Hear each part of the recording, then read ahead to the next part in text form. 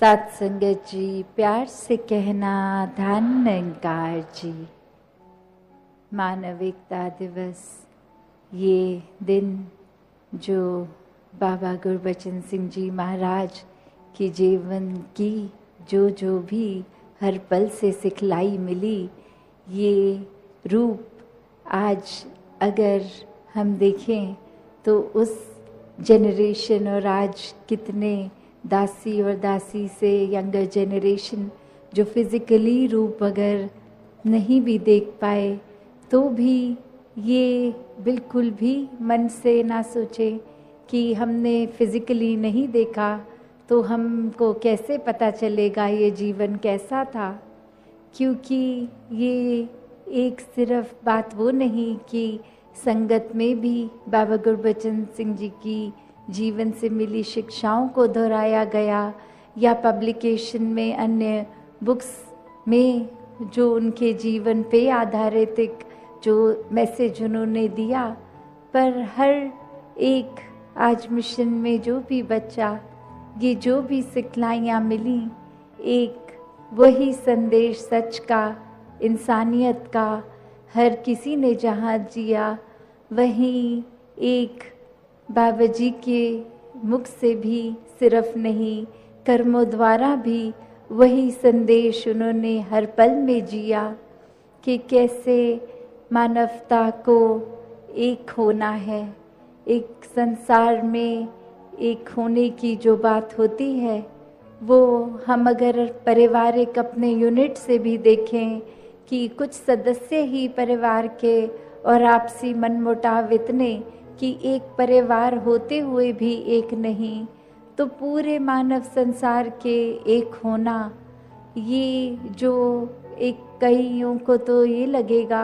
कि ये तो कल्पना की बात है, ये तो हो ही नहीं सकता। उस संदेश को सच कर दिखाया कि वाकई ही एक मानवता है तो एक निराकार परमात्मा के ही अंश सब में, कोई ऊंचा नीचा नहीं, कोई मनमुटाव किसी बात से एक अगर है तो उसको कैसे दूर किया जा सकता है, और कोई भी एक अन्य सामाजिक दृष्टि से एक फ़र्क, एक उस तरह रूप में बायस जो है उसको कैसे दूर किया जा सकता है। तो जब इस एक परमात्मा निराकार को जान लिया जाए तो फिर एक ही वो बात कि जब परमात्मा एक, तो परमात्मा सभी के अंदर जो इसकी अंशात्मा सब एक समान, सब सम्माननीय, कोई भेदभाव नहीं, कोई ऊंचा नीचा नहीं। तो ऐसे भावों को जो अक्सर एक दासी बात जो रखना चाहेगी कि बाबा गुरबचन सिंह जी हमेशा एक ज्ञान और कर्म के बैलेंस को बहुत ही इम्पोर्टेंस देते थे कि कैसे अपने जीवन में हमने सिर्फ ज्ञान की बात ही नहीं करनी, ज्ञान को लेकर बस उसको कर्म में नहीं डाला तो उसका फ़ायदा नहीं। एक उदाहरण जो वो देते थे कि एक असली इमारत जो बनकर तैयार वर्सेस एक ब्लूप्रिंट जो सिर्फ कागज़ में है, तो कागज़ी वो ब्लूप्रिंट तो सिर्फ एक कला का माध्यम, एक वो ड्राइंग ग्रुप, एक उस तरह फ़ायदा क्या, एक क्या उस घर में बने, एक कागज़ पे बने उस घर की हम छाए में रह सकते हैं, क्या उसमें निवास कर सकते हैं, क्या उसमें एक अपने जीवन को आसान काट सकते हैं। जब तक वो इमारत कागज़ पे है उसका कोई फ़ायदा नहीं, और जब वही इमारत असल रूप एक घर का, मकान का ले लेती है तो हर दिन उसमें एक बहुत ही आराम से जीवन को जिया जा सकता है। तो उसी प्रकार एक ज्ञान रूपी नॉलेज अगर ले ली और जीवन के हर पल में उसको फिज़िकल रूप, ये प्रैक्टिकल रूप नहीं किया, तो फिर वो एक उस तरह उपयोग में नहीं लाने की वजह से वो एक हमारे फ़ायदे के लिए नहीं है। और वो ही जब ज्ञान का आसरा लेके मन में उसको बसा के कर्मों में प्रैक्टिकल किया तो उसका फ़ायदा एक जीते जी हम कितना उसका लाभ ले सकते हैं, अपने लिए भी औरों के लिए भी। तो ऐसे जहाँ एक बात आज सोशल मैसेज की भी सबने ही महापुरुषों ने दी स्टेज से कि एक आज भी जो रेलेवेंस है और उस समय जब इतने साल पहले की बात करें तो जहाँ वुमेन एम्पावरमेंट, इक्वालिटी, एक सामाजिक कितने ही और एक रूप जो एक उस समय कुछ इस तरह किए जाते थे। और उस समय एक ये इम्पोर्टेंट डिसीजन लेकर कि नशों से घर आज़ाद हो जाएं, एक घर में प्यार वाला माहौल बने, दिखावा ख़त्म हो, एक संसार में कैसे एक कम आर्थिक अगर कैपेबिलिटी भी, एक फाइनेंशियल स्टैंडिंग ठीक नहीं भी है तो भी कैसे अपने आप को उतना ही मानवता की सेवा के लिए अर्पण किया जा सकता है जितना एक धनवान रूप भी किसी का हो तो भी वो कर सकते हैं। तो कैसे एक भाव को प्राथमिकता दी, एक मन में उस ज्ञान को बसाकर हर पल जीवने जीवन की शिक्षा को एक प्रधानता की बोल तक नहीं, कर्मों में ये ढले, कैसे एक संदेश समझाते कि संसार में तो एक किसी को अगर पत्थर मारते हैं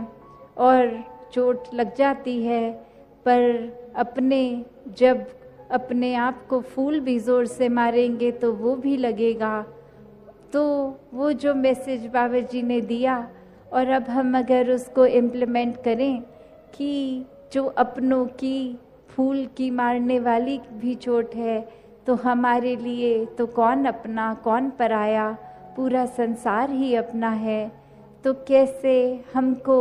अब परिणाम स्वरूप अपने कर्मों पे फोकस करना है, कि हमारी सोच पर फोकस करना है। कि अक्सर हम ये तो कंपेयर कर लेते हैं कि उस व्यक्ति ने जितना हमें बुरा भला बोला, हमने तो उसके मुकाबले एक भी बात उसको इतनी खराब नहीं बोली। तो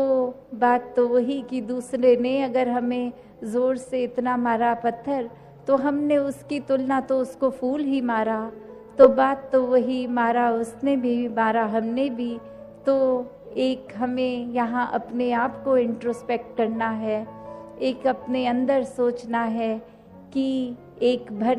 वो मन में भाव मारने के नहीं, एक आराम पहुँचाने के हों। यहाँ तो बाबा जी, राजमाता जी, सदगुरु बाबा हरदेव सिंह जी महाराज, माता सविंदर जी ऐसे ही बात समझाते